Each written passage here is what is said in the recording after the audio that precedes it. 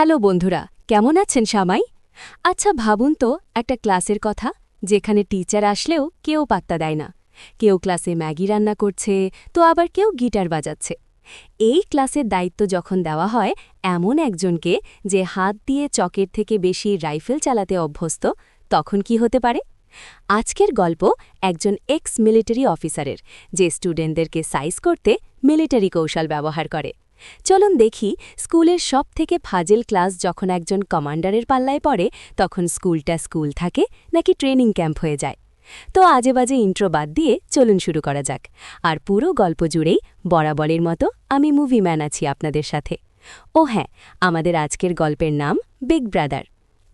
গল্পের শুরুতে আমরা হেনরিকে দেখতে পাই। সে আগে একজন ইউএস মিলিটারি অফিসার ছিল, কিন্তু এখন সে অবসর নিয়েছে, কারণ সে তার বাকিটা জীবন একজন শিক্ষক হিসেবেই কাটাতে চায়। আর টিচার হওয়ার জন্য সে তার নিজের ছোটবেলার স্কুলটাকেই বেছে নিয়েছে। ছোটবেলায় এই স্কুলেই সে পড়াশোনা করেছে, আর স্কুলের প্রতি ভালোবাসা থেকেই সে তার পুরনো স্কুলে যায়। কিন্তু বর্তমানে সেখানে থাকা প্রিন্সিপাল তাকে বলে, তোমার তো পড়ানোর কোনো অভিজ্ঞতা নেই, তাই তোমাকে এই চাকরিটা দেওয়া যাবে না। কিন্তু হেনরি তখন তার ঊর্ধ্বতন কর্তৃপক্ষের স্বাক্ষরিত একটা চিঠি তাকে দেখায়, আর এটা দেখে প্রিন্সিপাল সাথে সাথেই তাকে চাকরিটা দিতে রাজি হয়ে যায়। আর তাকে বলে, আপনাকে স্কুলের সবথেকে খারাপ ক্লাসটাকে পড়াতে হবে, যেটাকে স্কুলের কোনো শিক্ষকই পড়াতে পারে না, কারণ ওই ক্লাসের সব বাচ্চারাই খুব দুষ্টু, যারা টিচারের কথা কম শোনে আর শোনায় বেশি। প্রিন্সিপাল এখানে আসলে সেকশন ডি এর কথা বলছিলেন।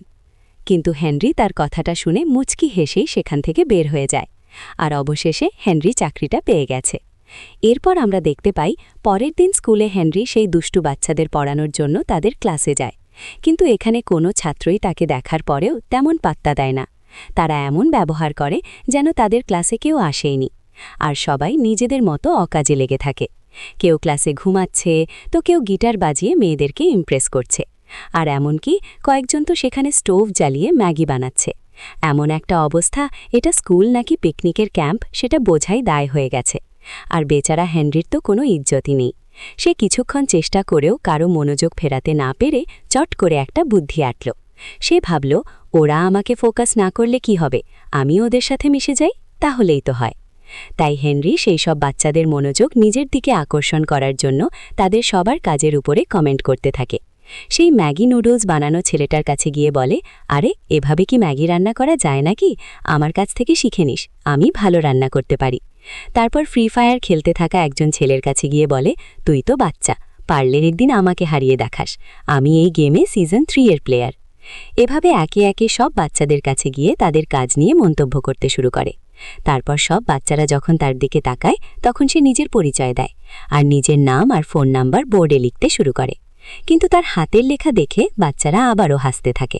তারা তাকে বলে, এত বাজে হাতের লেখা নিয়ে শিক্ষক হবেন কিভাবে? এদিকে তখন ক্লাসে থাকা একজন ছাত্র বোর্ডে দেওয়া তার নাম্বারে ফোন করে।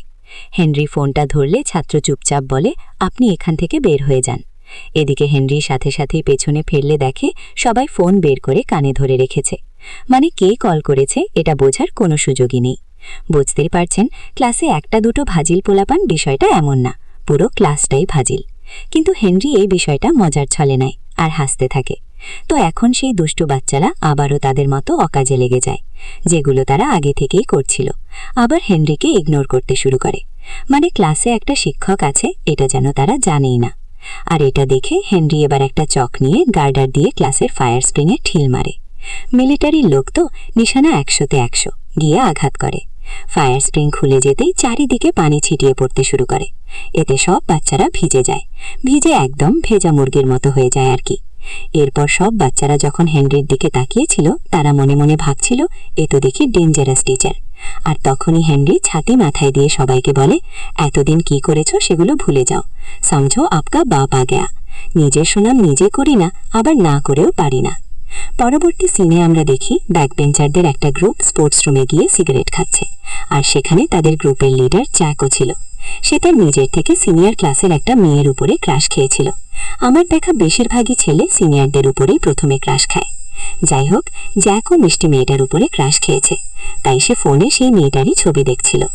এই বিষয়টা পাশ থেকে তার একটা বন্ধু দেখে ফেলে, আর টুস করে তার হাত থেকে ফোনটা নিয়ে নেয়।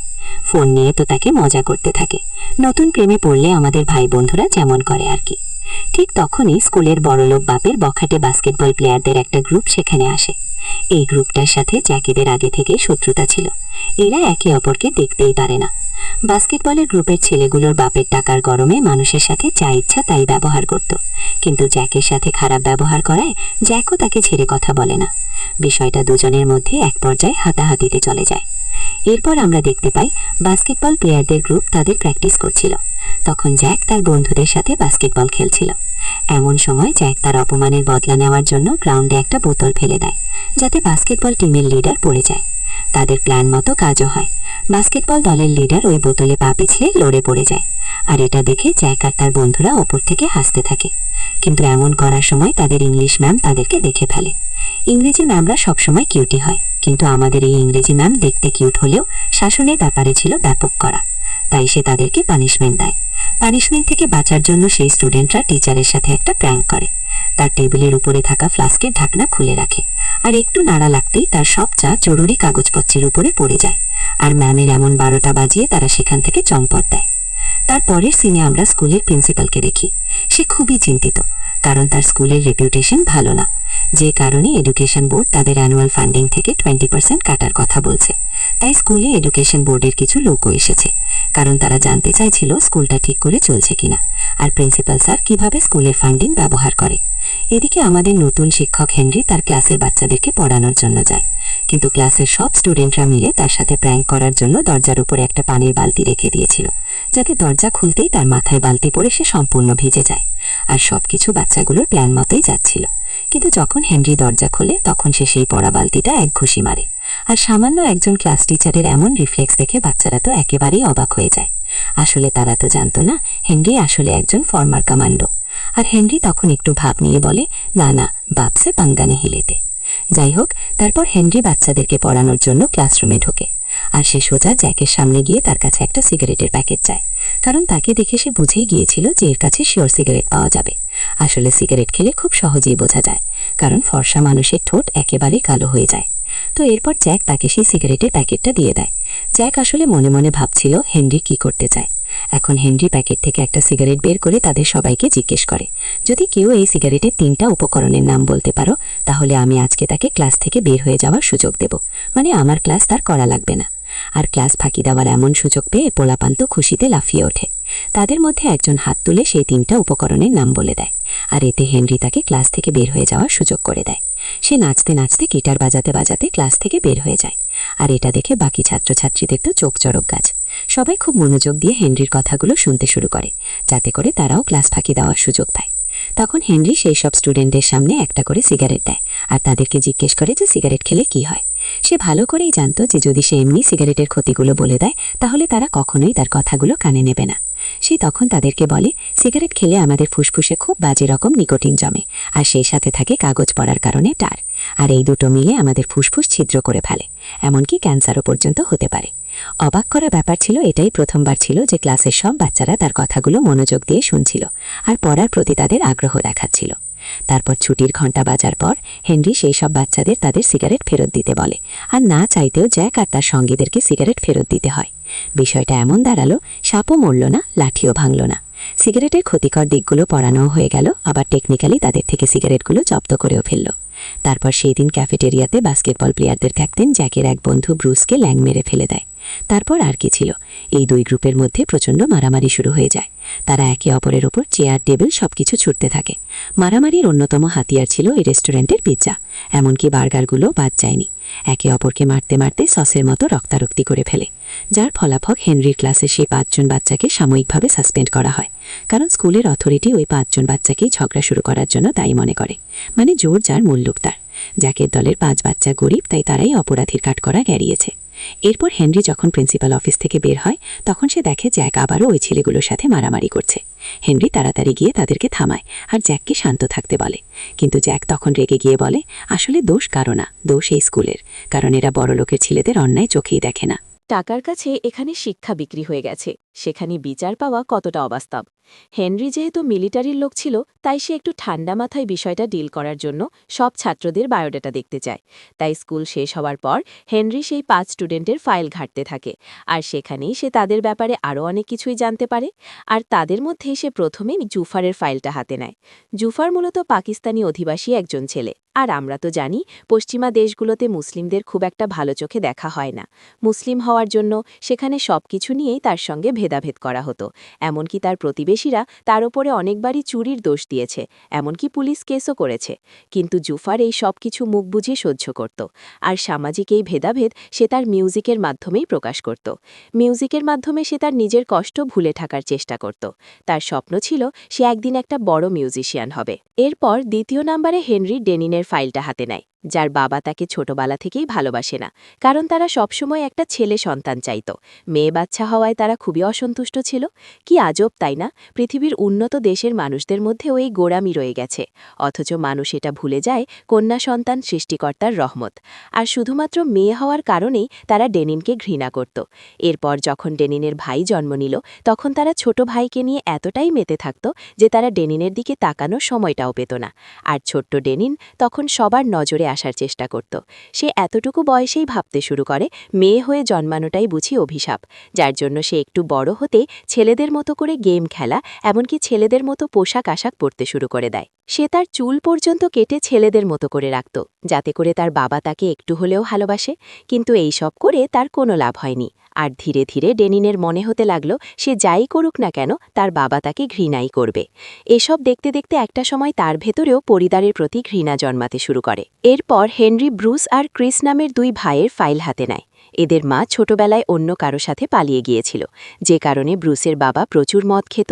সে তার স্ত্রীকে এতটাই ভালোবাসত যে কষ্ট সহ্য করতে না পেরে একসময় শোকে পাথর হয়ে গেছে।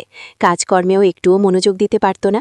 আর ব্রুস এই মানসিক যন্ত্রণা থেকে বাঁচার জন্য নিজেকে ভিডিও গেমের নেশায় ডুবিয়ে রাখত। এজন্য ব্রুসের আর তার বাবার খেয়াল ক্রিসকেই রাখতে হতো। সংসারের খরচ চালাতে সে একটা ছোট মুদিখানার দোকানে কাজ করত। অভাব অনটন দেখে বড় হওয়ায় তাদের দুজনেরই একটা সময় জীবনের প্রতি অনীহা চলে আসে। এরপর যখন হেনরি জ্যাকের ফাইল দেখে তখন সেখানে সে জ্যাকের ব্যাপারে তেমন কোনো ইনফরমেশন পায় না। আর এটা হেনরির কাছেও একটু শকিং ব্যাপার ছিল। সবার ব্যাপারে জানতে পারলেও সে জ্যাকের ব্যাপারে তেমন কিছুই জানতে পারে না। এরপর স্ক্রিনে আমরা জ্যাককে দেখতে পাই। সে একটা হোটেলে ওয়েটারের কাজ করছে। আর তখনই সেখানে একটা জুয়াখোর লোক চলে আসে। এই লোকটার নাম জেনিন। সে তার বিজনেস পার্টনারের সাথে এখানে পার্টি করতে এসেছে। আর তাদের টেবিলে জ্যাকি সার্ভ করছিল। আর সার্ভ করার সময় টেবিলের উপরেই সে জিনিনের একটা ফ্যান্সি লাইটার দেখতে পায়। নতুন নতুন বিড়ি খরত, তাই দামি লাইটার দেখে লোভ সামলাতে পারে না। সুযোগ বুঝে টেবিলে রাখা লাইটারটা সে মেরে দেয়, আর মনে মনে বলতে থাকে চোখের নিচ থেকে কাজল চুরি করে নিয়ে আসার রোমিও আমি, আর এটা তো একটা লাইটার মাত্র। কিন্তু এর পরের মুহূর্তেই আমাদের বাজিঘর ধরা পড়ে যায়। আর জিনিনের লোকেরা তাকে কুত্তা পিটায়। পিটানোর এক পর্যায়ে যখন তার মানিব্যাগ থেকে তার আইডি কার্ড দেখে তখন তারা বুঝতে পারে সে আসলে একজন স্টুডেন্ট। অল্প বয়স, আবেগে পড়ে কাজটা করে ফেলেছে। তো এটা দেখার পর জিনিন তাকে কিছু টাকা দেয়, আর সাথে তাকে একটা ফুড ডেলিভারি করার চাকরিরও অফার দেয়। অন্যদিকে আমরা হেনরিকে দেখি। সে জুফারের সাথে দেখা করার জন্য তার বাড়িতে যায়, কিন্তু এখানে আসতেই দেখে 2 বাপ বেটা কিছু একটা চুরি করে পালাচ্ছে, আর তাদের পেছনে অনেক লোক দৌড়াচ্ছে।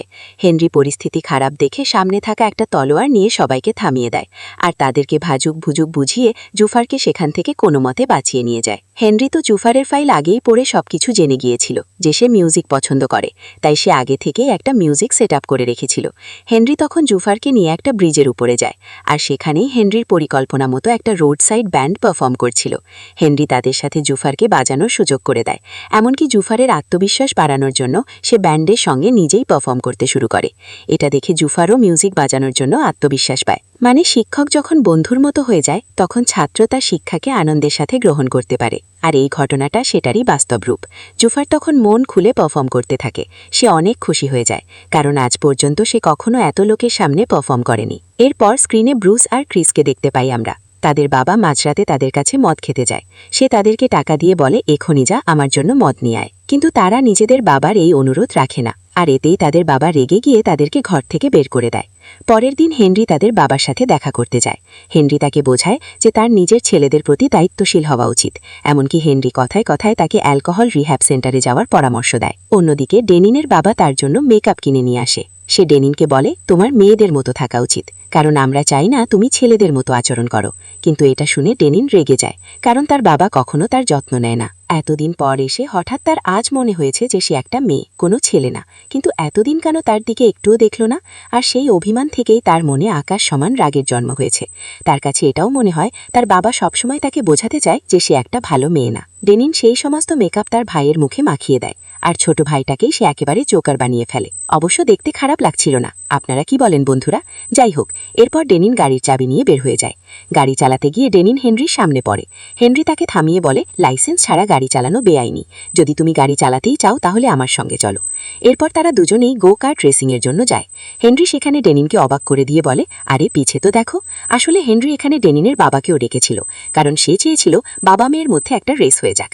আর রেস শুরু হলে বাবা মেয়ে একে অপরের প্রতি মোটেও কেয়ার করছিল না।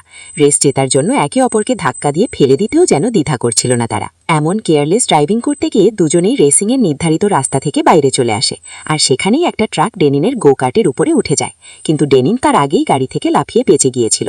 এই দৃশ্য দেখে ডেনিনের বাবা কাঁদতে শুরু করে। যদিও সে জানত না ডেনিন বেঁচে আছে, সে ভাবছিল ডেনিন হয়তো ট্রাকের নিচেই চাপা পড়েছে। বাবার চোখের পানি দেখে ডেনিন বুঝতে পারে যে তার বাবা তাকে কতটা ভালোবাসে, কিন্তু সে সেটা কখনো প্রকাশই করেনি। আর তাই বাবার ভালোবাসা দেখে ডেনিনও নিজেও কেঁদে দেয়। আর এত বছর পর হয়তো সে প্রথমবারের মতো তার বাবাকে আনন্দে জড়িয়ে ধরে কাটতে থাকে। হেনরি এখানে একটা মহৎ কাজ করেছে। বাবা মেয়ের এতদিনের অভিমানের অবসান ঘটিয়েছিল। আসলে বিপদে না পড়লে সম্পর্কের গভীরতা অনুভব করা যায় না। পরের দিন আমরা দেখতে পাই স্কুলের কিছু বাচ্চাকে একটা প্রজেক্ট দেওয়া হয়েছে, আর সেটা ছিল অ্যালকোহল থেকে সেরে ওঠা একজন ব্যক্তির সাক্ষাৎকার নিতে হবে। আর ওই গ্রুপের মধ্যে ব্রুস আর ক্রিসও ছিল। তারা একটা রিহ্যাব সেন্টারে আসে, কিন্তু সেখানে এসে তারা একেবারেই চমকে যায়, কারণ এখানে তারা যার সাক্ষাৎকার নিতে এসেছিল সে আর কেউ না, তাদেরই বাবা। শিক্ষার্থীরা তাকে নানা ধরনের প্রশ্ন করতে শুরু করে। সে কেন মদ খাওয়া শুরু করেছিল? উত্তরে সে জানায়, আমি আমার স্ত্রীকে খুব ভালোবাসতাম, কিন্তু আমার জীবনে সবথেকে কঠিন সময় সে অন্য কারোর সাথে পালিয়ে গিয়েছিল, সেই কারণেই আমি মদ খাওয়া শুরু করি। তারপর একজন তাকে প্রশ্ন করে, তাহলে আবারও মদ ছেড়ে দেওয়ার চিন্তা কিভাবে আসলো? সে বলে, আমি ভুলেই গিয়েছিলাম আমার দুটো সন্তানও আছে, যাদেরকে দেখাশোনা করা আমার দায়িত্ব। সে সবার সামনে জ্যাক আর ব্রুসকে সরাসরি তার ছেলে বলে পরিচয় দেয় না, তবে তাদের কাছে ক্ষমা চায়। সে বলে, আমি সত্যি অনেক অনুতপ্ত।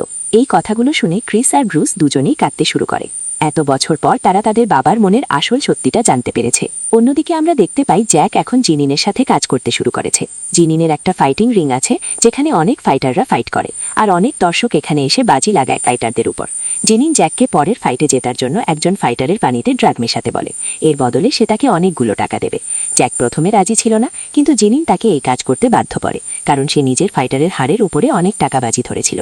মানে তার ফাইটার যদি হেরে যায় তাহলে সে অনেক টাকা পাবে অপোনেন্টের থেকে। অবশেষে জ্যাক রাজি হয়, আর ফাইটের আগে সেই ফাইটারের পানিতে ড্রাগস ঢালে। কিন্তু এখানেও সে ধরা পড়ে যায়। কি একটা অবস্থা! কোনো চুরি ঠিকমতো করতে পারে না, বারবার ধরা পড়ে যায়। যাই হোক, এবার আর শুধু ধরা পড়ে শান্ত হয়নি, সেখানে থাকা লোকগুলো তাকে অনেক মারধর করতে শুরু করে। এমনকি তাকে মেরে একটা লকারে আটকে রাখে। কিছুক্ষণ পর হেনরি তাকে খুঁজতে খুঁজতে সেখানে আসে, আর তাদেরকে জিজ্ঞেস করে যে তারা কোনো স্টুডেন্টকে দেখেছে কিনা। তখন তাদের মধ্যে একজন হেনরিকে বলে, ওই মাস্টার যেখান থেকে এসেছেন সেখানেই চলে যান। কিন্তু তখনই জ্যাক লকার থেকে পাচাও পাচাও বলে চিৎকার করতে থাকে। হেনরি বুঝতে পারে যে এই লোকগুলো জ্যাককে আটকে রেখেছে, তাই সে আর কথা না বাড়িয়ে তাদেরকে উধমসে কেলাতে শুরু করে। আসলে এ একটু রকচটা, তাই এদেরকে কথায় থামানো সম্ভব হবে না। এটা বুঝেই সময় নষ্ট না করে তাদের সাথে মারামারি করতে শুরু করে, আর একাই তাদের সবাইকে একদম ফাটিয়ে ফুটিয়ে দেয়। এক পর্যায়ে তাদের সেই সেরা ফাইটারের সঙ্গে লড়াই করে তাকেও নকআউট করে দেয়, যার কিনা একটু পরেই ফাইট হওয়ার কথা ছিল। মালটা একেবারে সোজা হয়ে দাঁড়ানো থেকে শুয়ে পড়ে। বেস্ট ফাইটার আউট হয়ে যাওয়ায় বাকিরা ভয় পেয়ে যায়। এরপর জ্যাককে সাথে করে নিয়ে হেনরি হাসপাতালে যায়। হেনরি যখন তার আঘাতের ওপরে ব্যান্ডেজ লাগাচ্ছিল, জ্যাক তখন পুলিশকে সবকিছু সত্যিটা জানানোর চেষ্টা করে, কিন্তু জিনিন এসে তাকে থামিয়ে দেয়। সব জানাজানি হলে জিনিনের ফাইটিংয়ের ব্যবসা লাটে উঠবে, এজন্য সে তাদেরকে অনেক টাকা অফার করে, কিন্তু জ্যাক এবার তার টাকা ফিরিয়ে দেয়। এদিকে এই নিউজটা প্রত্যেকটা টিভি চ্যানেলে ছড়িয়ে পড়ে। সবার মুখে হেনরির জয়গান। হেনরি নামের একজন স্কুল শিক্ষার্থীকে বাঁচানোর জন্য একজন পেশাদার MMA ফাইটারকে মেরেছে, আর এই নিউজের পরেই সে পুরো স্কুলে ফেমাস হয়ে যায়, আর সব শিক্ষার্থীরাও তার কথা মানতে শুরু করে। সবাই এখন তাকে দাঁড়িয়ে সম্মান জানায়। এরপর আমাদের সোজা ফ্ল্যাশব্যাকে নিয়ে যাওয়া হয়, মানে হেনরির স্কুল লাইফে। হেনরি যখন স্কুলে পড়ত তখন সেও দুষ্টামি করত, একদিন একটা স্কুলের অনুষ্ঠানে তার এক ক্লাসমেট পিয়ানো বাজাচ্ছিল, কিন্তু দুষ্টু হেনরি তার উপরে পানি ভর্তি বেলুন ছুঁড়ে মারে। ছেলেটা খুব মন দিয়ে পিয়ানো বাজাচ্ছিল, কিন্তু তাকে এমন ভয় দেওয়ার কারণে সে প্রচণ্ড ভয় পেয়ে যায় আর তার পুরো প্রোগ্রামটাই নষ্ট হয়ে যায়। এই কারণে ছেলেটা হেনরির সঙ্গে মারামারি করে। যদিও হেনরি ছোটবেলা থেকেই মারামারিতে এক্সপার্ট, ঝগড়ার এক পর্যায়ে ছেলেটার হাতের উপরে একটা পাথরের মূর্তি পড়ে তার আঙুলটা ভেঙে যায়। এই কারণে হেনরিকে স্কুল থেকে সাসপেন্ড করে দেওয়া হয়েছিল, আর তার পরিবার তাকে আর দেশে রাখতে যাচ্ছিল না, তাই তাকে ইউএসএ চলে যেতে হয়েছিল। শিক্ষক হওয়ার পর হয়তো সবাই ভুলে যায় সেও একসময় ছাত্র ছিল, কিন্তু আমাদের হেনরি সেটা ভুলেনি, আর তাই হয়তো সে এই স্পেশাল ক্লাসটাকে নিজের মতো করে গুছিয়ে নিচ্ছিল। আমরা আবারও বর্তমানের হেনরিকে দেখতে পাই। তার ক্লাসে এখন শতভাগ উপস্থিতি, সামনেই ফাইনাল পরীক্ষা, কিন্তু ব্রুস ছাড়া সবাই পড়াশোনায় খুব পরিশ্রম করছিল। ব্রুস তার পড়াশোনায় মনোযোগ দিতে পারছিল না, কারণ তার ড্রাগস নেওয়ার অভ্যাস ছিল। আমরা জানতে পারি যে জ্যাক যেমন তার পরিবারের দায়িত্ব থেকে বাঁচতে ভিডিও গেমের সাহায্য নিচ্ছিল, তেমনি ব্রুস তার পরিবারের চাপের কারণে ড্রাগস নেওয়া শুরু করেছিল, আর এটাই পরে তার নেশায় পরিণত হয়। এই কারণেই সে তার পড়াশোনায় মনোযোগ দিতে পারছিল না এবং মক টেস্টেও ভালো ফলাফল করতে পারছিল না। কিন্তু তার এই বিষয়টা কেউ কখনো বুঝতেই পারেনি। হেনরি তার এমন অবস্থা বুঝতে পেরে তাকে বলে, টেনশন করো না, আমি তোমার পাশে আছি। কিন্তু ব্রুসের অবস্থার সময় সাথে সাথে আরও খারাপ হতে থাকে। একসময় নিজের আবেগ কন্ট্রোল করতে না পেরে নিজের উপরেই হতাশ হয়ে সে বারান্দা থেকে ঝাঁপ দেয়। সবাই তাকে উদ্ধার করে হাসপাতালে নিয়ে যায়। সেখানে যাওয়ার পর জানা যায় সে কোমায় চলে গেছে। এরপর এই ঘটনার দোষ সংবাদ মাধ্যমের কিছু হলুদ সাংবাদিক ব্রুসের স্কুল এবং হেনরির উপরে চাপিয়ে দেয়। তারা এটাকে শিক্ষার নামে মানসিক প্রেশার বলে প্রচার করে, আর এই কারণে হেনরিকে এডুকেশন বোর্ডের কাছ থেকে ডেকে পাঠানো হয়। তারা তার শিক্ষাগত লাইসেন্স বাতিল করে দেয় এবং হেনরিকে স্কুল থেকে চলে যেতে বলে। আর হেনরিও সবকিছু মুখ বুঝে মেনে নিয়ে যখন স্কুল থেকে বেরিয়ে যাচ্ছিল, তখন অনেক শিক্ষার্থী তাকে আটকানোর চেষ্টা করে, কারণ তারা চায়নি হেনরি তাদেরকে ছেড়ে চলে যাক। তারা খুব কষ্ট পাচ্ছিল। হেনরিকে ফিরিয়ে আনতে তারা একটা বুদ্ধি আটে, যাতে শিক্ষা বোর্ড বুঝতে পারে হেনরি পড়াশোনায় প্রেশার দেয়নি। সবাই সিদ্ধান্ত নেয় যে তারা তাদের এই পরীক্ষায় খুব ভালো ফলাফল করবে এবং এডুকেশন বোর্ডের কাছে প্রমাণ করবে যে হেনরি একজন ভালো শিক্ষক। আর তাই সেই দিনের পর থেকেই তারা সবাই তাদের পরীক্ষার প্রস্তুতি দ্বিগুণ পরিশ্রমের সঙ্গে করতে থাকে। এরপর যখন পরীক্ষার দিন আসে, তখন জ্যাক, ব্রুস আর ক্লাসের সব শিক্ষার্থীদের কাছে হেনরির ফোন থেকে একটা মেসেজ আসে যে সে পরীক্ষার আগে তাদের সঙ্গে স্কুলে দেখা করতে যায়। কিন্তু যখন সব শিক্ষার্থীরা স্কুলে পৌঁছায়, তখন তারা জানতে পারে যে এই সব জিনিনের চক্রান্ত। সে হেনরিকে একটা শিক্ষা দিতে চেয়েছিল। সে সব স্কুল শিক্ষার্থীদেরকে স্কুলেই বন্দী করে রাখে, যাতে করে তারা পরীক্ষা দিতে না পারে, আর হেনরিও কিছুতেই এই স্কুলে আর ফিরে আসতে না পারে। কিন্তু কিছুক্ষণ পর হেনরিও স্কুলে এসে পৌঁছায়। আসলে সেও মনে মনে পরীক্ষার আগে সব স্টুডেন্টদের সাথে দেখা করতে চেয়েছিল। তখন সে জিনিনের ব্যাপারে সবকিছু জানতে পারে, যে সে সব শিক্ষার্থীদেরকে বন্দী করে রেখেছে। সে দ্রুত জিনিনের কাছে যায় আর তার সব লোকদের সাথে লড়াই করতে শুরু করে। শিক্ষার্থীরা সেখান থেকে ছাড়া পেয়ে দ্রুত পরীক্ষার হলের দিকে যায়। অন্যদিকে হেনরি তখনও জিনিনের সাথে লড়াই করছিল। লড়াইয়ের সময় জিনিন তাকে বলে, আমি সেই ছেলেটা যার হাত তুমি ভেঙে দিয়েছিলে, সেই কারণে আমি কখনো মিউজিক কম্পিটিশনে যেতে পারিনি। এমনকি ওই দিনের পর থেকে আমি কোনোদিন পিয়ানো বাজাইনি, আর এই সবকিছুর জন্য তুমি দায়ী। আর আজ আমার রাগের সম্পূর্ণ কারণ তুমি নিজেই। হেনরি তাকে বোঝানোর চেষ্টা করে, ছোটবেলায় ভুল করেছিলাম, তখন এত কিছু ভেবে তোমার কোনো ক্ষতি করিনি। তাও সেই দিনের জন্য আমি তোমার কাছে ক্ষমা চাই। ওইটা একটা দুর্ঘটনা ছিল, আমি একান্ত ইচ্ছা করে কিছুই করিনি। কিন্তু সে কোনো কথা না শুনেই আবারও হেনরির ওপরে আক্রমণ করে। মারামারির এক পর্যায়ে হেনরি একটা ছুরি দিয়ে তাকে মারতেই যাচ্ছিল, কিন্তু তখনই সে হঠাৎ করে থেমে যায় আর বলে, হিংসা পুষে না রেখে চলো বদলে যায়। এটা বলে সে সেখান থেকে চলে যায়। অন্যদিকে আমরা সব শিক্ষার্থীদেরকে দেখি, তারা পরীক্ষার হলে পৌঁছে গিয়েছিল। তারা খুব ভালো পরীক্ষাও দিয়েছে, আর যে কারণেই কিছুদিন পরেই রেজাল্টে দেখা যায় তাদের কলেজ প্রথম স্থান অধিকার করেছে। আর তাই শিক্ষা বোর্ড থেকে স্কুলের 20% এক্সট্রা ফান্ড দেওয়া হয়। এতে প্রিন্সিপাল নিজেও খুশিতে লাফিয়ে ওঠে, আর একই সাথে হেনরিও আবারও শিক্ষাগত করার পারমিশন পেয়ে যায়। আর শেষে আমরা দেখতে পাই হেনরি আবারও একটা উশৃঙ্খল ক্লাসে ঢুকে আগের মতোই ফায়ার স্প্রিংয়ে চক মেরে সবাইকে ভিজিয়ে দিচ্ছে, আর ছাতা মাথায় দিয়ে সবাইকে বলছে, এতদিন কি করেছো সেটা ভুলে যাও, সমঝো আপকা বাপ আ গয়া। নিজের সুনাম নিজে করি না, আবার না করেও পারি না। আর এখানেই আমাদের এই গল্পটা শেষ হয়ে যায়। সত্যি বলতে হেনরি শুধু একজন শিক্ষক বললে ভুল হবে। সে ছিল একজন বন্ধু, একজন অভিভাবক, আর সবচেয়ে বড় কথা, সে ছিল একজন নিরাময়কারী। সে সেই সব ভাঙা মনগুলো জোড়া লাগিয়েছে যাদেরকে সমাজ নষ্ট বলে দাগিয়ে দিয়েছিল। গল্পটা আমাদের চোখে আঙুল দিয়ে দেখিয়ে দেয়, কোনো ছাত্রই আসলে খারাপ হয় না। পরিস্থিতির কারণে তারা হয়তো একটু এলোমেলো হয়ে যায়। তাদের শুধু এমন একজন মানুষের প্রয়োজন হয় যে তাদেরকে বকা না দিয়ে তাদের ভেতরের কষ্টটা বুঝবে আর বলবে, ভয় পাস না, আমি তোর পাশে আছি। আপনার জীবনেও কি এমন কোনো হেনরি ছিল? কমেন্ট করে আমাকে জানাবেন।